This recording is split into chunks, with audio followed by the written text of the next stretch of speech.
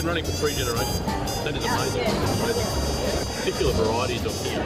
Is there a noticeable difference? There is. This one, yellow box, it comes from the eucalypt, the yellow box tree. It's Australia's sweetest honey, and historically we used to get above market price for the yellow box honey. It's Australia's favourite historically. It's very sweet, gives you an aftertaste in the back of your throat. It's so sweet, kind of catches you in the back of your throat. This one, different tree, stringy bark tree, it's a eucalypt as well. Is that a lot more robust, that tree? A lot more sort of... A little bit. We've got them actually arranged in taste. Oh, wow.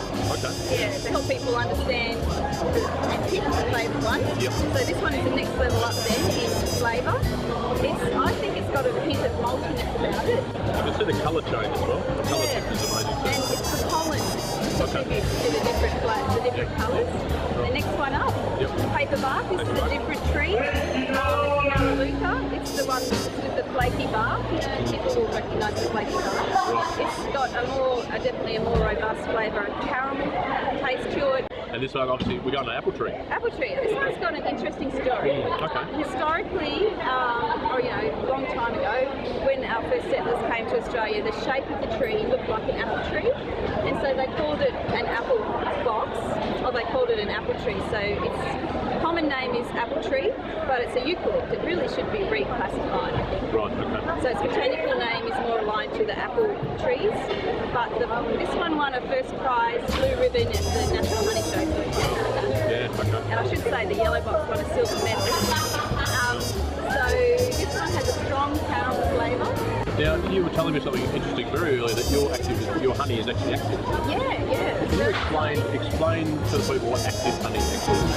Active honey means antibacterial properties within the honey. Thousands of years, the Egyptians used honey for wounds. Yeah, that's right. They found honey in the pyramids, so we knew it had some therapeutic properties, but the extent of that only came to light maybe in the last decade. So it was really discovered in New Zealand by Mr. Nolan. Yeah, that's the Manuka honey. But we have the same plant, the tea tree, Lepidospermum, tea tree, growing in Australia. So how did you come across discovering that you had active honey in your... Yeah, it was funny. It's a source of amusement in your family. We were producing this tea tree honey for decades, and we didn't quite get that it was the same plant. And it was over morning tea one day. We're just talking as you do over morning tea in farming families. We always stop morning tea, do that traditional thing. And they were talking about this tea tree honey, calling it something else. They call it Banksia.